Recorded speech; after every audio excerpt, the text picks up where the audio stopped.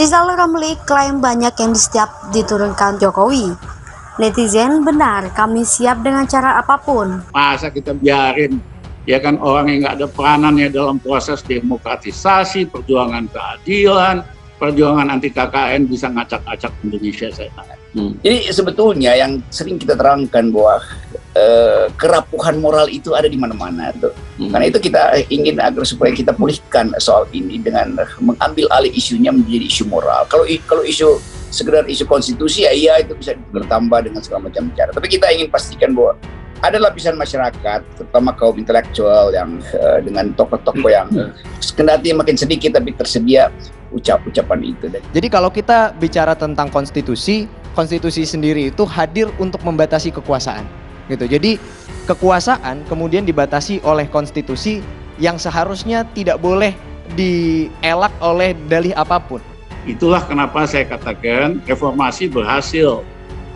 2 periode kepemimpinan yang cepat tapi kinerjanya bagus, habis itu kembali lagi oleh kekuatan-kekuatan pragmatis, kekuatan-kekuatan oportunis dan otoriter. Sehingga saya minta, mari semua kita lakukan lagu Halo Halo Bandung. Mari Bung rebut kembali.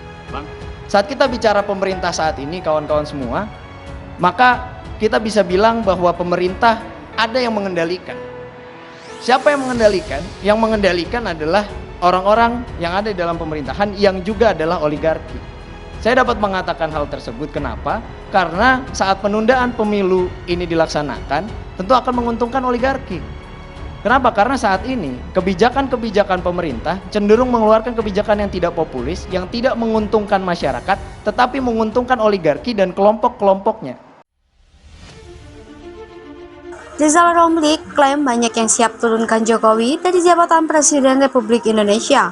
Kemudian netizen mengomentari dengan membenarkan pernyataan Rizal Ramli.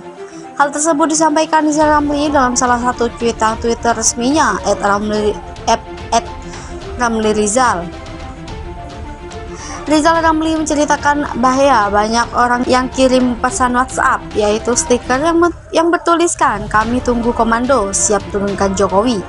Kemudian, Rizal Ramli juga meminta warganet sabar dan menyampaikan pesan bahwa semua akan indah pada waktunya. Lalu diri yang meminta komentar netizen.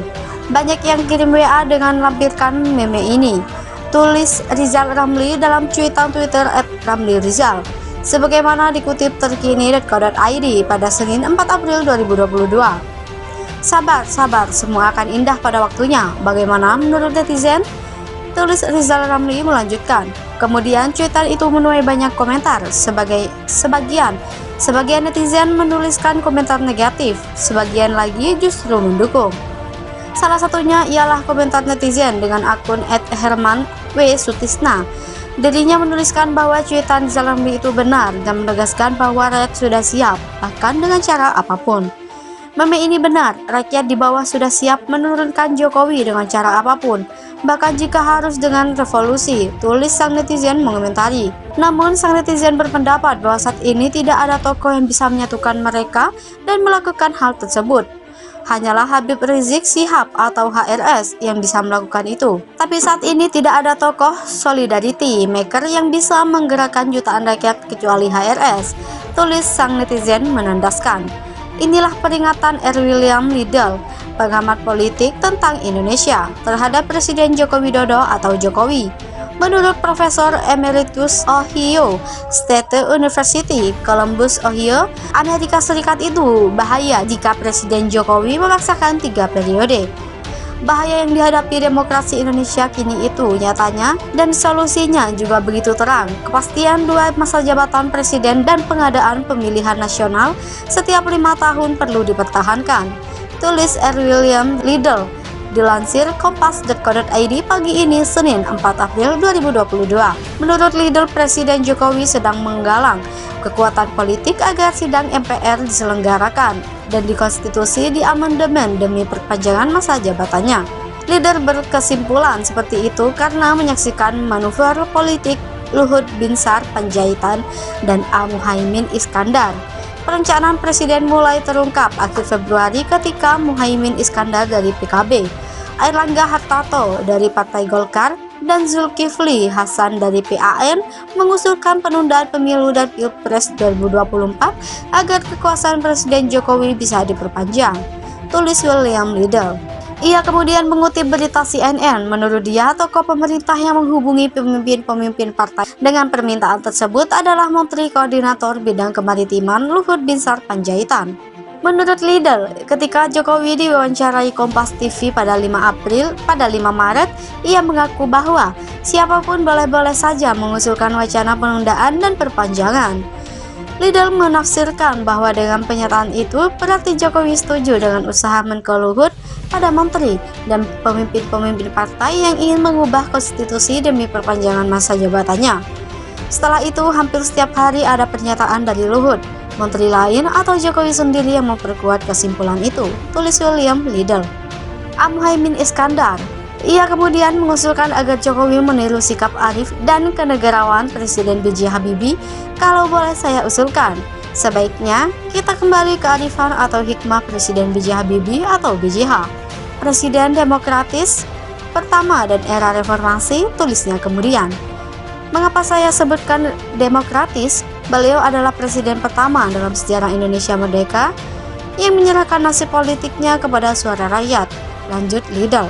Menurut Liddell, setelah laporan pertanggungjawabannya ditolak oleh MPR hasil pemilu demokratis 1999, B.J. Habibie langsung menarik kembali pencalonannya untuk masa jabatan 1999 sampai 2004. Penarikan kembali itu dilakukan dengan penuh kesadaran atas posisi historisnya pada 7 September 1998.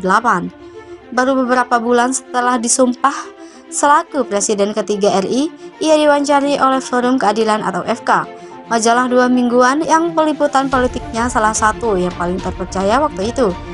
Kepada berita, Presiden Republik Indonesia B.J. Habibie, saya tak ingin berakhir dengan tragedi. William Liddell kemudian menurunkan petikan wawancara Presiden B.J. Habibie atau BJH dengan majalah Forum Keadilan FK. Apakah dalam kondisi perekonomian begini kita mampu mengejar cita-cita masyarakat madani yang mengandung nilai moral dan spiritual dari agama apapun selain kesejahteraan dan demokrasi? BJH, saya percaya bangsa kita mampu.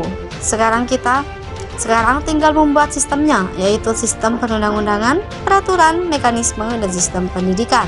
FK, tapi kan bukan untuk mencapai semua itu harus ada stabilitas dulu. BJH, stabilitas terjadi dengan sendirinya jika sudah ada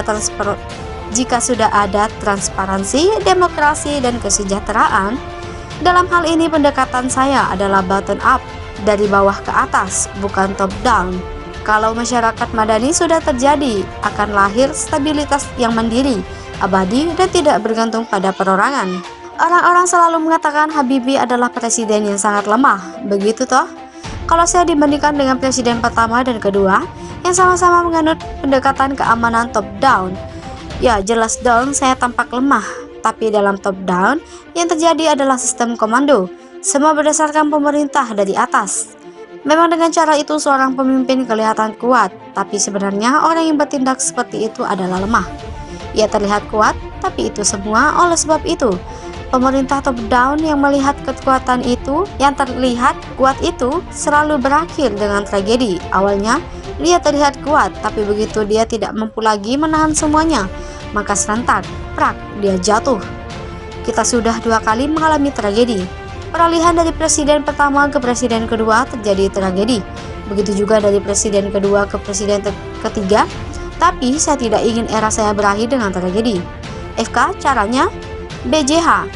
Saya mulai era dengan era kebangkitan demokrasi. Saya ingin mengawalinya dengan era kristalisasi masyarakat madani. Nah, katakanlah SU MPR pada Desember 1999. Saat itu, bagi saya hanya 2 option, 2 pilihan. Pertama, saya tidak ingin terpilih lagi, berarti era saya berakhir. Option kedua, saya diminta dengan hormat untuk meneruskan kepemimpinan 1 periode lagi. Berarti itu adalah masa jabatan saya yang terakhir. Setelah itu saya tidak bisa dipilih lagi karena saya akan memperjuangkan dan mengeluarkan ketentuan yang akan kita jadikan ketetapan MPR bahwa tiap presiden dan wakilnya hanya boleh 2 masa jabatan.